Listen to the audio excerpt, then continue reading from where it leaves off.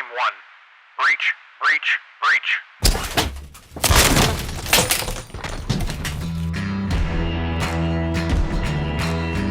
You're listening to Breach Your Mind.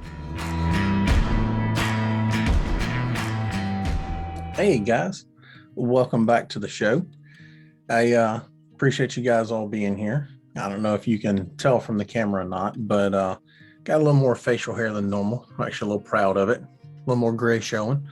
I've been on vacation for, I guess the last couple of days, last 7 days or so. And took vacation from shaving as well. So that was kind of a nice little treat to myself.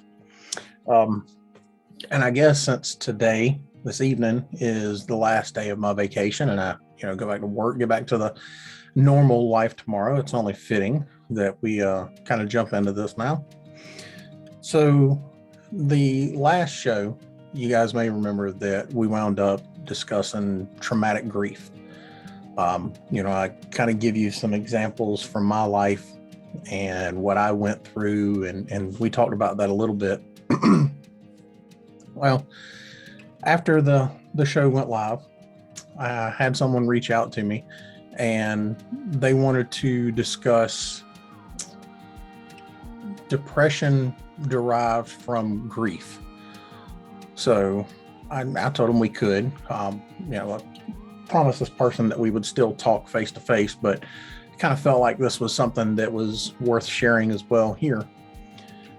So in first understanding all of this, and I hate that I have to keep prefacing this, but with the world we live in today, it's kind of where we are now. So I am not a clinical psychologist, clinical psychiatrist, licensed therapist. I'm none of that. I'm an average guy every day. I've done some things. I've done some school, got a little education under my belt and some life under my belt. So, kind of know a few things, some things that work, some things that haven't worked. Not to mention my job, I kind of get on a regular basis with that. I get a little more exposure to it than I guess the average person would.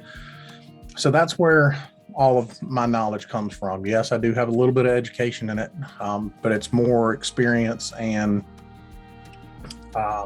knowledge based off of that, as well as, a continuing education on that just in my own time.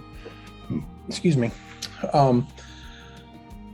So just to kind of get that out of the way. So, I don't want anybody thinking, oh, well, this is what he said, it's what I'm saying, it's what Brian's saying. So hopefully anything that I say stemming from this is something that can help people. But as always, please don't look at this as my word as the final word on any of that. I hope nobody would think that. But if you're going through something, reach out to someone who's licensed in it, somebody who's certified in it, whether it's a psychiatrist, a psychologist, a therapist, anyone like that. Now, even if you're, if you want to reach out to someone in your church, that's fine too. Talking to me here, listening to what I got to say is no different than talking to a friend, hopefully. So with that out of the way, let's understand the difference in what grief is and what depression is, and the difference between traumatic grief and depression derived from grief. So grief is generally the loss of someone or something you have a bond with. Most commonly it's used with the loss of a loved one. When you have a loved one that dies, you're sad over it, obviously. And then a little grieving period after that. And I say little, that's relative to you. But a grieving period where you're going through that sadness. And that's grief. It causes you sadness. It doesn't affect your everyday life in the sense of you can still eat, you can still sleep, you can still go and do things. You still have moments that you're able to enjoy. You may even still participate in things that you enjoyed before your loss. But when you get to thinking about it, it makes you sad. So that's grief. Depression is a clinical term. It gets thrown around a lot, but it is technically a clinical term. Those in the mental health profession, even in the medical field, they use what's called the DSM. They're on the 5th version of it now. And every time it changes versions, a lot of these mental health disorders, mental health issues, things like that, they will undergo some changes. It may be a change in name. It may be a change in the pathology of it. It may be a change in, the criteria that it takes to meet those things. So depression is on there.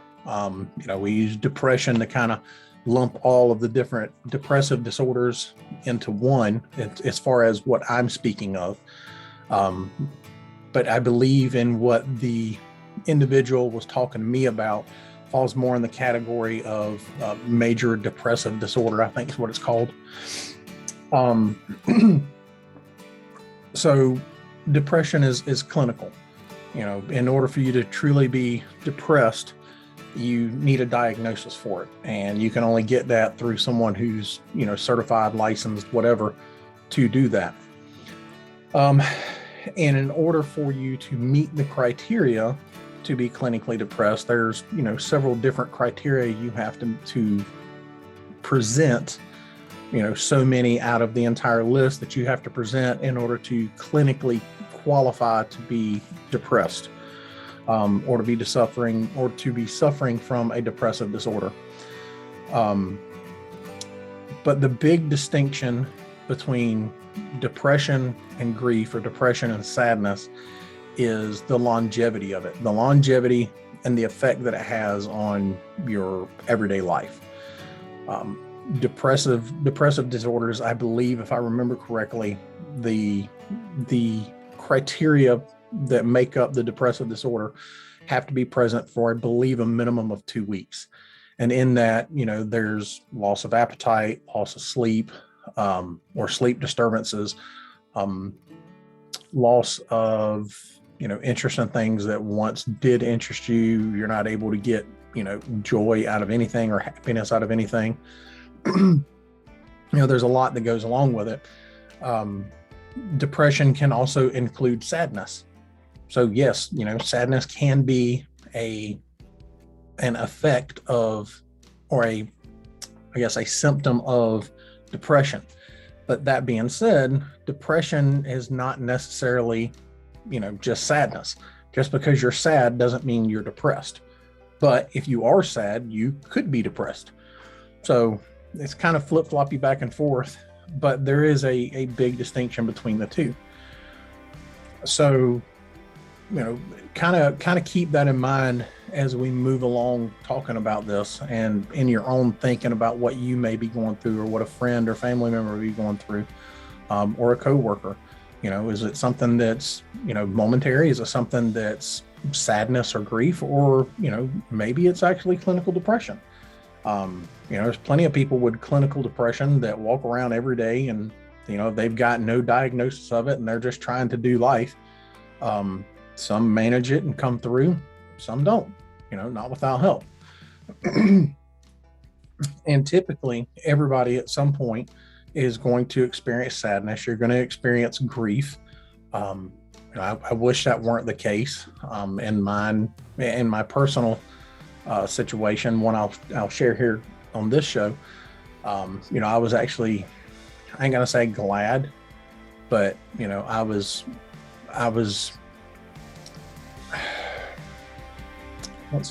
can't think of a good word for it. So I wasn't glad, it was grief. I was accepting of the presence of grief in my life at the time. So that's the difference. That's the difference between depression and grief. Now, the person specifically asked about depression stemming from grief.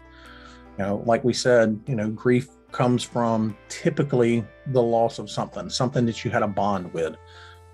Again, family member, loved one, best friend, anything that you wind up forming that bond with that you lose causes you grief. Okay. So what they were asking was how to deal with depression that stems from it, meaning it started out as grief. It started out as sadness and grief, and progressively nothing changed and it morphed into depression. Now, I don't know if this individual has been clinically diagnosed, so I won't make that assumption that they have or have not. But at least in terms of what was shared with me, this person, feels like they are depressed, and he or she may be. I'm not that doctor. I'm not the one that can make that diagnosis.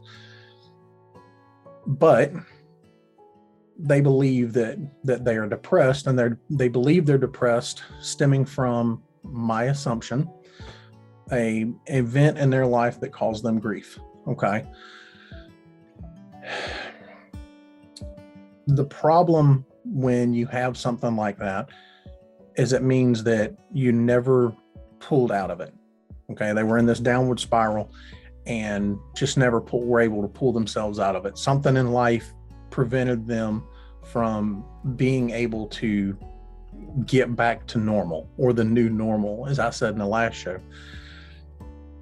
So they just continued to spiral down until they got to, if you want to call it a new normal there, it was a new normal, but it was, down at the bottom. It was the lowest of lows. It's all the time feeling sad, all the time feeling lonely, all the time feeling hopeless.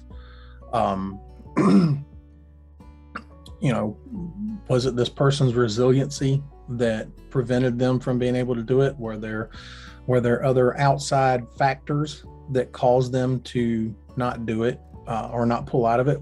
Trouble at home, trouble at work, financial issues, secular issues, religious issues. Any of these things can, wind up causing more obstacles to prevent someone from being able to bring themselves back up, fall down and get back up. And that doesn't mean that they can't get back up. It just means that there were things that happened. The best way I think you could probably describe it would be, just constantly feeling like the other shoe's constantly falling. It's one thing after another. It's never ending. First you lose this person that you care about, and a week or two later something else happens, and a month later something else happens, and a week after that something else happens. The loss of a relationship, the loss of a job, any number of different things that just keep piling up on top of this person and making it harder and harder for them to stand up and get back on their feet again. And then it slowly morphs into, clinical depression, if that's what we're actually talking about.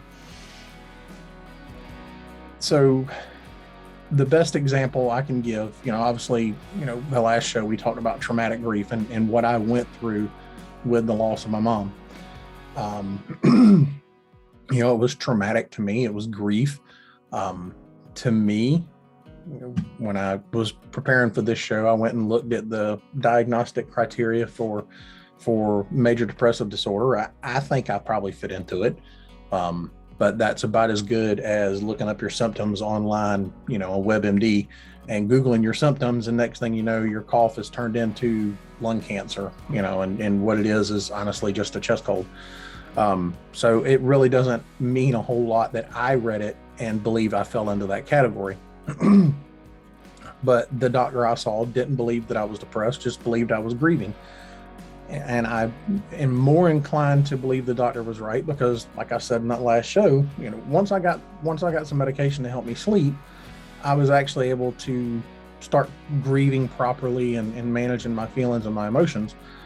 And, that was my case. But another time when I did experience grief would have been the loss of my dad. I don't remember if I've talked about it before, but I lost my dad to cancer. My dad developed lung cancer.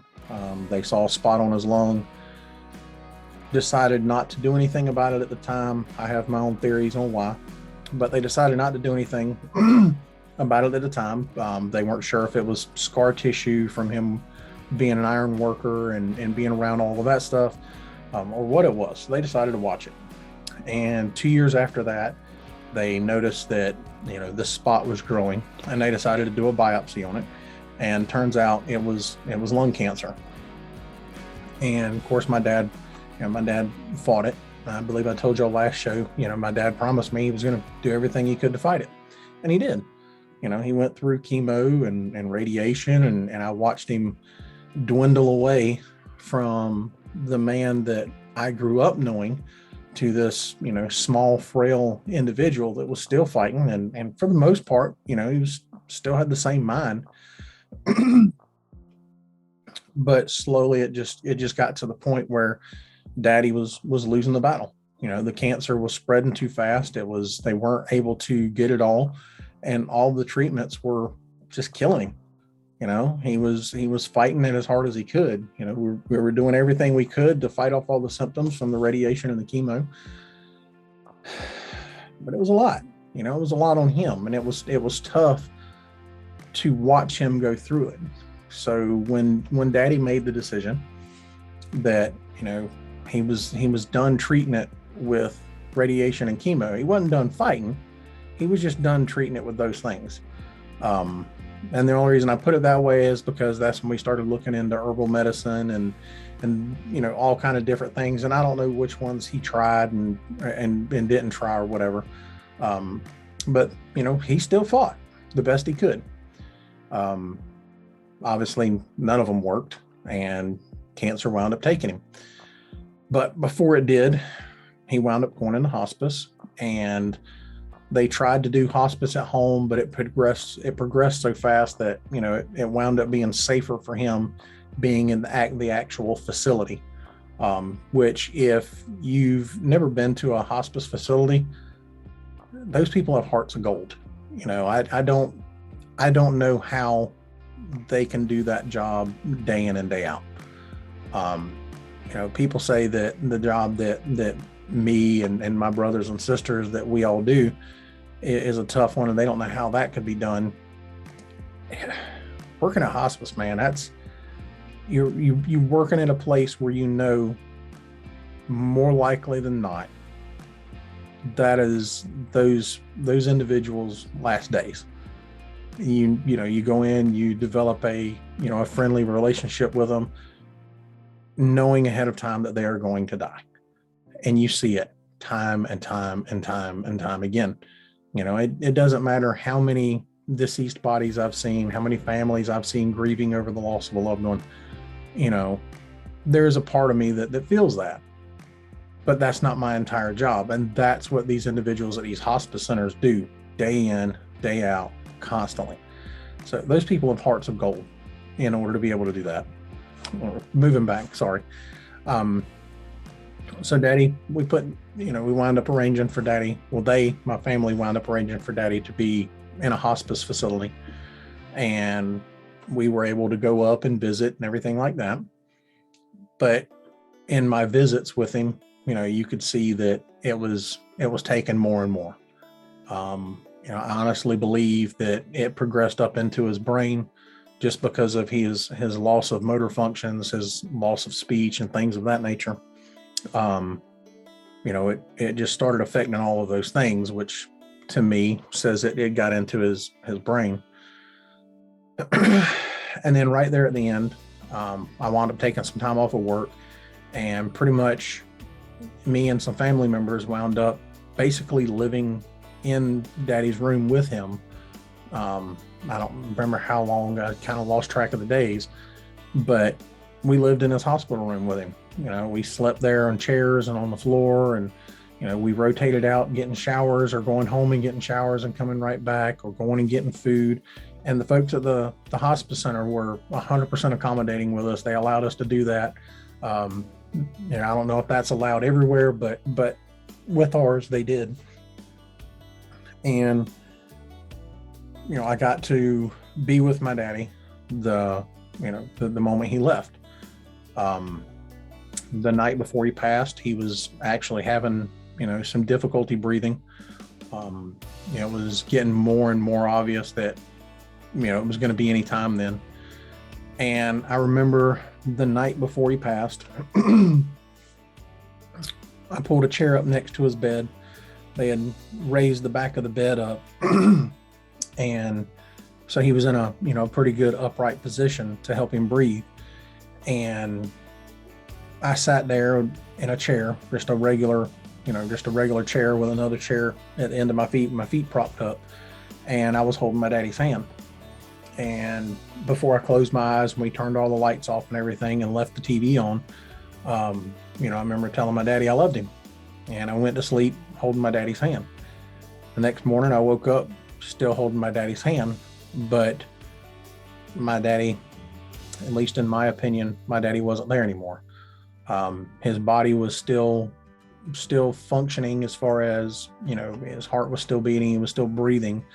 But his eyes were fixed. He wasn't blinking. So there were things there for me. And if any of my family hears this and this is hard for you, I do apologize. But to me, daddy was gone. It was his body there that was still kicking, and it was ticking down. So when daddy's body finally stopped, that was it. That was final. It was hard, and I felt it. And when the funeral home got there, fortunately, the funeral home was one of the local funeral homes from here where I live. And because of my job, I knew one of the guys that was coming there to get my dad.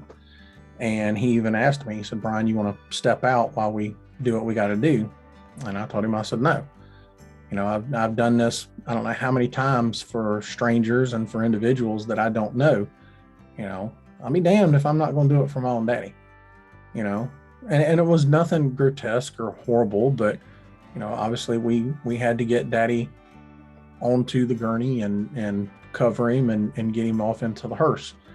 And I wasn't going to miss that.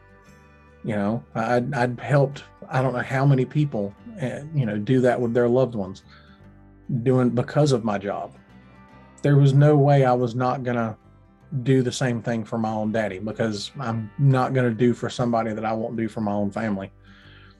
So I helped send my dad away, and it hurt, and I cried. And the ride home to get cleaned up and everything like that was a quiet one. It was very solemn.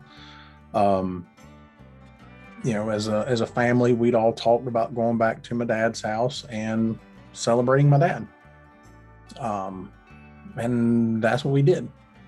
And I can't remember if it was that night or if it was the night of his funeral, but we wound up celebrating our dad in a way that I think would have made my dad happy. It wasn't a bunch of sitting around crying and everything like that. We drank, we laughed, we ate, we shared memories, and had a really nice time just celebrating my dad. And that helped out a lot. Afterwards, going through the days and weeks after that, I'd already lost my mom and went through everything like that. So I had built up a better resiliency for having lost a loved one. So I was able to manage that better. And it was still sad. And there's moments even now, all these years later, where I'll still get choked up about it. Especially if I'm watching some TV and somebody loses a dad or something like that. There's some shows that do a really good job of making it realistic. And I'll feel the old knot in the throat and everything like that. But, I was able to manage that. And largely because of what I went through with losing mom.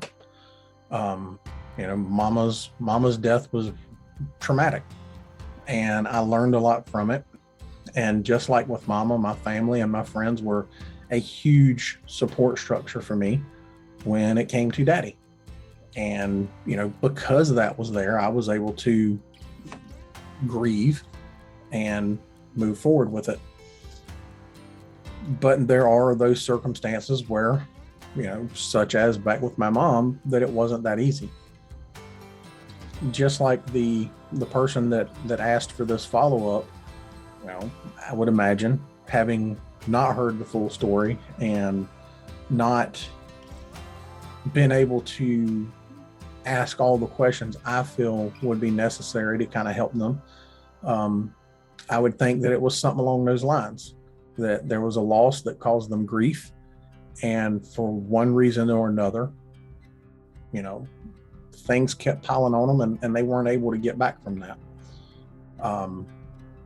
If you're somebody that's in that particular situation, my advice for dealing with,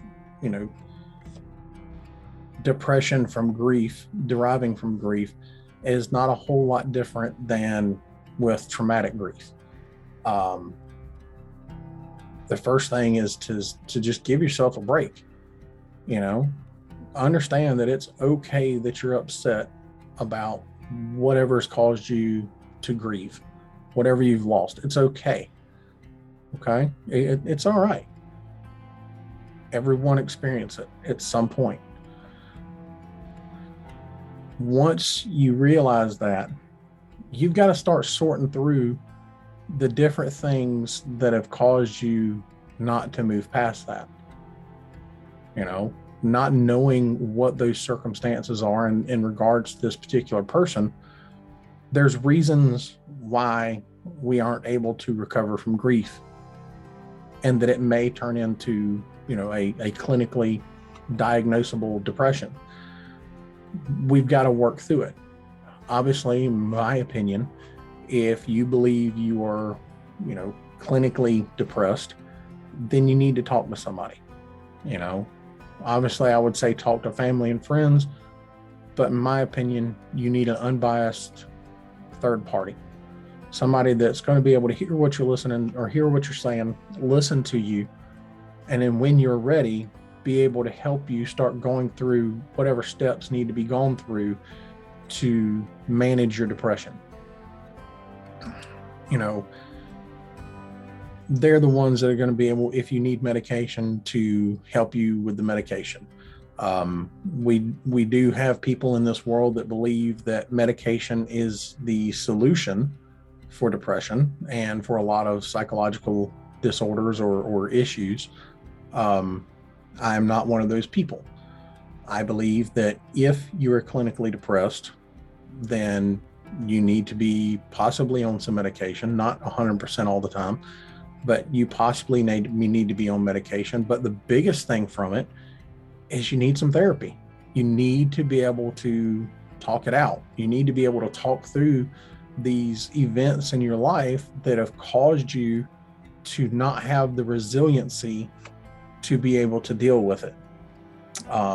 That's not all depressive disorders. Depression is, if I'm incorrect, I do apologize, but my understanding of depression is that's a chemical imbalance in your brain. And a lot of these medications that are given you are intended to alter the chemicals in your brain to help you not feel as sad, help you not feel as depressed.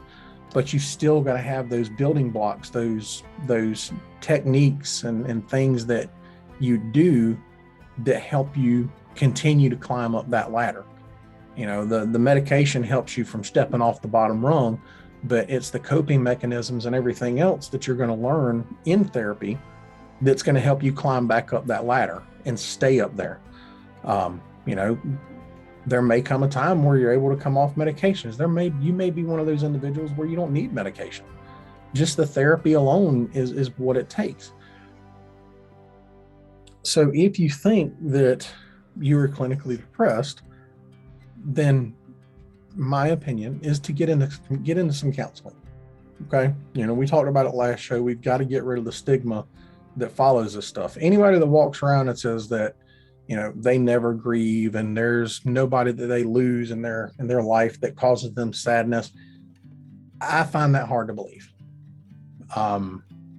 Even some of the toughest men that I know, I have seen them grieve. And these are guys that they don't seem like they're affected by anything. They seem impervious, you know? And I'm only saying guys because guys are typically seen as supposed to be the tough ones. But these guys seems like nothing bothers them. They're unflappable. But I've seen them break down.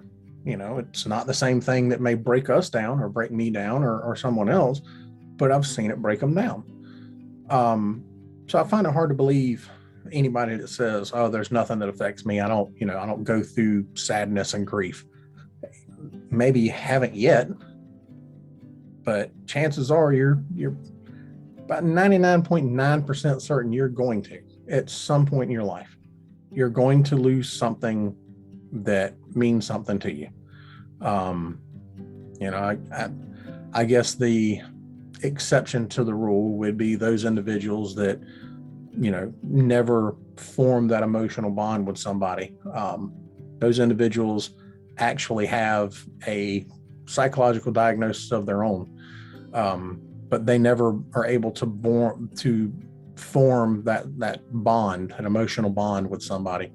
So maybe those individuals, but then again, it doesn't have to be a person that causes you grief. It could be the loss of a job, the loss of your favorite car, any number of things. It's just something that you form a bond with that you typically lose that causes you that grief. So the grief part of it and dealing with it, and I apologize if I'm bouncing around, but the grief part of all of it, that's something you can overcome. The depressive part of it, the depression part of it is the most concerning thing. You've got to take care of that. Now, if you're an individual that has people you trust that are willing to let you talk to them and things like that, then, go that route. Go that route first. Try it out.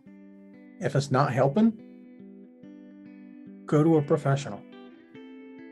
Okay, go to a professional. Don't wait around and, oh, well, I was told if I change my diet here, if I start doing these things there, yeah, those things can help. But if you're doing those things and you give them a week or two and things are getting worse or they're not getting better at all, just go ahead and get some help. Okay, go ahead, seek out a professional. They're not going to go run their mouth to anybody, and you don't have to tell anybody about it. I would hope more people would want to start talking about it. More people would be willing to come out and go, no, I went and saw a therapist. Or I went and saw a psychiatrist or a psychologist. I wish more people would come out that have done it so we could help break through the stigma of it. But you don't have to. Go get some help. Maybe you're an individual that just simply talking it out with somebody is going to help. But if you're not, go get the help. Okay? It's not going to hurt you. I spoke with an individual not long ago who had not been doing therapy that long, and I would say maybe a month. Absolutely hated it. Absolutely hated going to therapy. Felt worse now than they did before they started going. And in discussing with this individual, it's because during therapy, some things have come out that they weren't aware of. And because of that, made them feel worse. Yeah, it's kind of the process. It's kind of what happens, Going back to talking about resiliency, that's the resilient part. All the stuff that's coming up now is stuff that you never dealt with. You just kept, shoving it down the old pipe there. You kept stuffing it back in a box and locking it away. I'll deal with it later, or it'll be fine there. But everybody's box overflows. It can only hold so much. It can come out in different ways, but everybody's box can only hold so much crap. And this particular individual had just shoved so much in there that when they opened the lid that was already overflowing and started sorting through it, there's a lot more crap in there. And it was uncomfortable. And this person didn't like it. And it's understandable. And I feel for that individual. I really do. Because now there is what the saying, you can't put the genie back in the bottle. There's no putting that one back. You shoved it in there once. You're not the same person you were then. So you can't shove it right back in. You can't just be like, nah. It's not like taking a blanket out of your cedar chest and, you know what? I don't want this one. Putting it back and closing the lid. It doesn't work like that. Once it comes out, it's out. And that's what's going on. And the person is uncomfortable and they don't like it. And they're, at least at the time we were speaking about it, they were feeling worse for it. And my advice to them, keep going, keep going. Empty the contents of that box a little bit. Bring some of that stuff out. Start managing it. Start dealing with it. Start hitting those nails on the head and taking care of these things. Deal with them so that you can deal with the here and now better. Because if you can't resolve the stuff from your past, it does nothing but put chains on you for the future. And that's the same thing, at least in my opinion, when we're talking about the depression that, is derived from grief. You've got some unresolved issues that have chained you down and have prevented you from climbing back up that ladder. And you've got to deal with it. You've got to get it out. You've got to start being able to deal with it. You've got to learn the coping mechanisms and the different things that you can do to help you manage those feelings so that you can move forward. And you'll find that once you start being able to manage these things, whether it's with medication and therapy or whether it's with therapy alone, once you start managing these things, it's going to get better.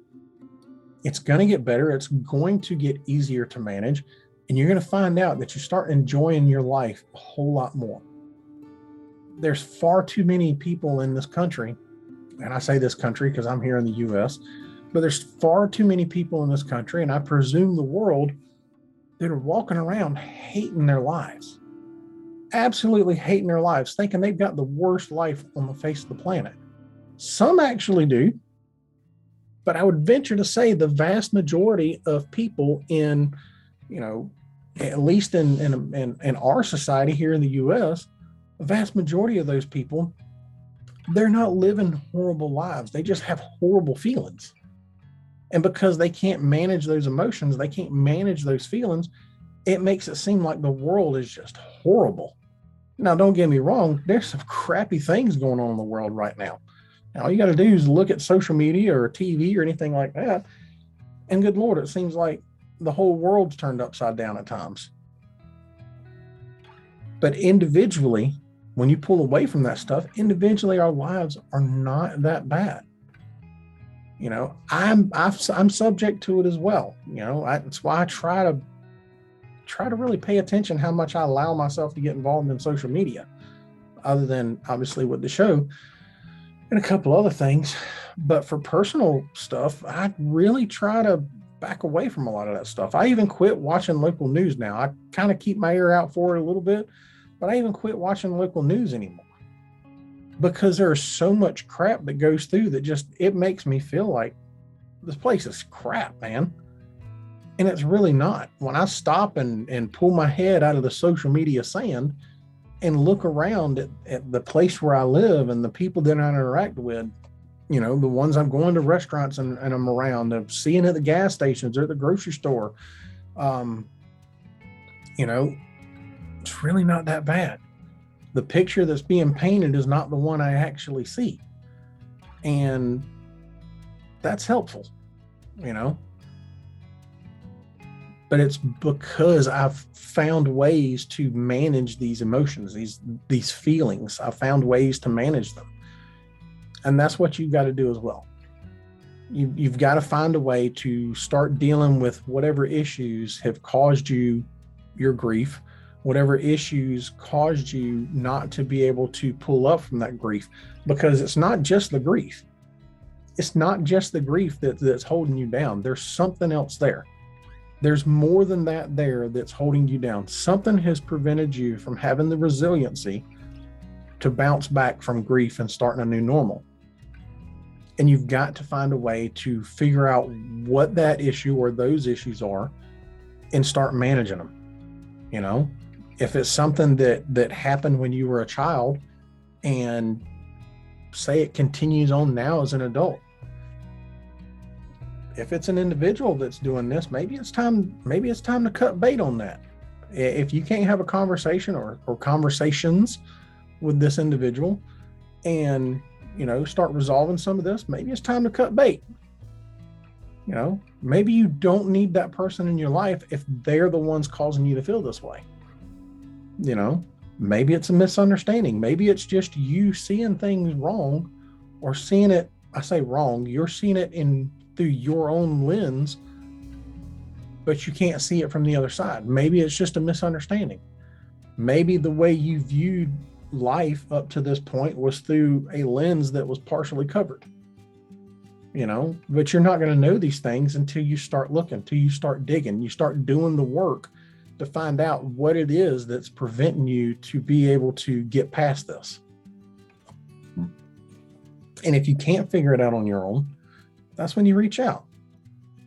You know, the particular individual that was requesting this particular topic, me and that individual are going to have a conversation, and I'm going to ask those questions. I want to know, you know, I want to help them figure out where this started.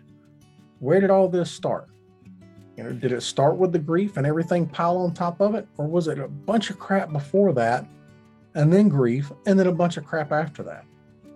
I don't know. I'm not going to know until we have the conversation. But they were brave enough to reach out to somebody. Just happened to be me, but they were brave enough to reach out to somebody and try to start working through it. You know, I was told by this person that they have been through therapy before. Good.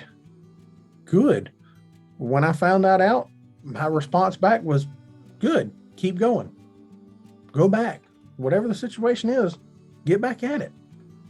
You know, by all means, I'm willing to have however many conversations it takes to help somebody get through whatever they're going through. But it comes a point when it's out of my league. Hopefully I can help you get to that point before then, but if not, you know, reach out. Reach out to somebody, plenty of them that are smarter than me. You know, I'm not just saying that for this particular individual, but anyone. You know, I've said it plenty of time on the other episodes. I'm willing to help anybody. You know, whether it's, you know, doing one of these shows, whether it's, you know, an email conversation, a phone call, a Zoom call, whatever it takes to try to help, I'm willing to help out. You know, because you're trying. That's what you got to do. You got to try. And I don't mean, oh, well, I did it for a week or two and, oh, you know, it's not helping. No, no, that's not how any of this is going to work. This isn't a cold that you can take some, you know, some sinus meds for and help get past. This isn't a pulled muscle that you can rest for a little bit, take some anti-inflammatories and ice it up and it's going to get better. That's not how this works. The reason you're at a position that you are now, if you're in that position, is because there is a whole lot more than just one thing piled on there. And it's gonna take some time, and you've got to be patient. Give yourself a break, feel your emotions, and be patient with it. Do the work. That's the hardest part, and that's one of the biggest gripes I have with a lot of people in this world, is they're not willing to do the work. They come up with 1,000,001 different excuses. Oh, it's not working. Oh, I don't like that person. Oh, da-da-da. 1,000,001 excuses to quit doing the work. Well, I quit going because I wasn't feeling any better. Well, then find somebody else. Find somebody else to try to help you. You can go on Google. You can go on any internet search platform. If you still use a phone book, you can go through a phone book. You can talk to a doctor. You can get a list of therapists, behavioral therapists, psychologists, psychiatrists, They're out there. There is a plethora. No one has an excuse to not seek help. The average person has no excuse not to try. You're just coming up with reasons. Oh, well, I gotta work. You know what? I have to work too. I gotta work too. But I find time for the things that I want. I used to be over 300 pounds. I wanted to lose weight, but my work schedule made working out difficult. But I heard something and it stuck with me. You make time for the things that are important. You make time for the things that are important. And at the time that I was having to hold my breath because it hurt to breathe when I tried to tie my boots, that was important to me. That was important to me for me to lose that weight. When I went into the doctor's office and they told me they weren't letting me leave until they did an EKG on me to make sure I wasn't having a heart attack, that was important to me. I made time to start doing the things I needed to do to lose the weight, to get me healthy, to make it so that I was more comfortable with myself. No different for this. You have no excuses. You can give me all the reasons in the world, but you've got no excuses not to go out and get some help. Even though, oh, well, if my job finds out, well, then damn your job. Well, I need it. Guess what? You were looking for a job when you got that one. Because you can't do your job if you're dead.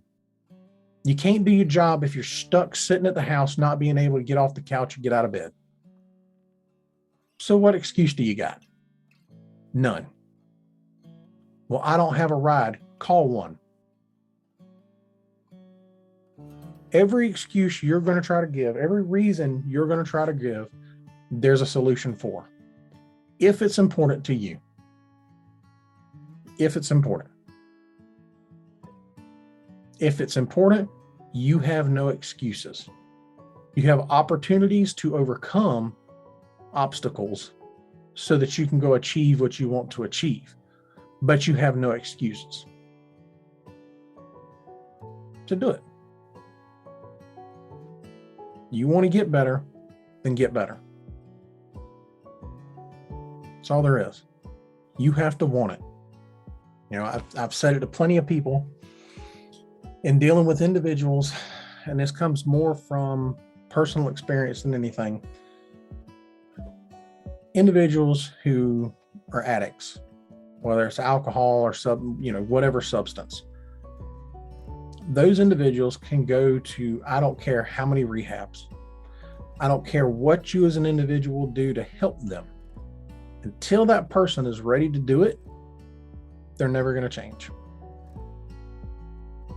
You know, we deal with it all the time. And this isn't anything negative on anyone that does do it. But here we have what's called a 1013. It's an involuntary committal order where family members can go to the courthouse, profess that a loved one of theirs needs mental health help, signs an affidavit, gives their evidence. The judge sees the evidence, makes a determination on whether or not this person needs to go. And then if they do, signs off on this mental health order. And then law enforcement has to go pick this person up and transport them to a mental health facility. You can do that 100 times for an individual. But until that individual is ready to change, it's not going to work. And we're talking about substance abuse, addicts. Until that person is ready to make that change, you can 1013 them 100 times and it's not going to do any good. You say, oh, they're going to hit rock bottom. You have no clue where rock bottom for that person is. None. The place where you think might be rock bottom, guess what? Maybe it is, maybe it ain't. Chances are it ain't. Rock bottom's a lot further down than you think it is. So help them, try. Maybe along the way they'll make the decision, but they got to want it. If you're somebody that's going through depression or grief, you're in that same boat right now. You got to want it. You got to want to get up off your knees and start walking again. You got to want to start climbing that ladder again. You got to want to start enjoying your life. If you're clinically depressed, that's a hard task for you right now. It's a real hard task for you right now. But there's going to come a point where you're tired of hurting. There's going to come a point where you're tired of feeling sad. And it's kind of the same thing of when you got that little feeling in your stomach right before you bungee jump for the first time, or did something where you were scared to do it, but you had that brief moment of courage, that brief moment of, oh, let's do it.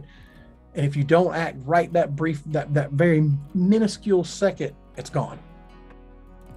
That moment has to happen for you, and you need to jump when it does. When that moment happens and you decide, I don't want to feel like this anymore, I want to get better, then do it. Get up and do it. Pick up the phone, make a phone call, go to a friend's house, go to the doctor's office, do what you got to do. But when that moment hits, you have to act on it, or else you might not get back up. The moment may pass and you may not experience it again. You have to want it. And like I said, if you're clinically depressed, that's going to be tough to do right now, but it's possible. It is possible.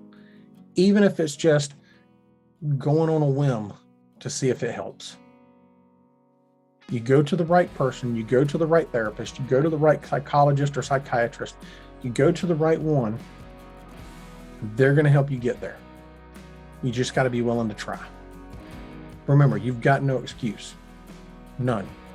Even if you're clinically depressed, it is no excuse to not try. It's going to be tough. You're going to have to fight. You're going to have to work for it. But there's nothing worth having in this world that comes easy. So if you want to feel better, you want to get better, you want to start enjoying your life, get up and put the work in. Do the hard part. I think you can do it. I've seen plenty of people try. I've seen people fail. I've seen people succeed. I want to see you succeed too. I want to know that you're a success story. I think you can do it. So on that note, guys, I don't know what else to say about it, but that's what I got. Hopefully it's helpful. Hopefully I didn't ramble on too much, though I think in this one I probably did. I think I jumped around a little too much, but y'all will be the judges on this one. At any rate, I appreciate the time. I appreciate the consideration. As always, feel free to reach out, whether it's an email, a text, phone call, however you guys want to reach out, a comment in one of the videos, whether it's on YouTube, TikTok, it doesn't matter, reach out and let me know. I'm always willing to help, even if it's just trying to find the right resource for you or get you in the right direction. I'm willing to help.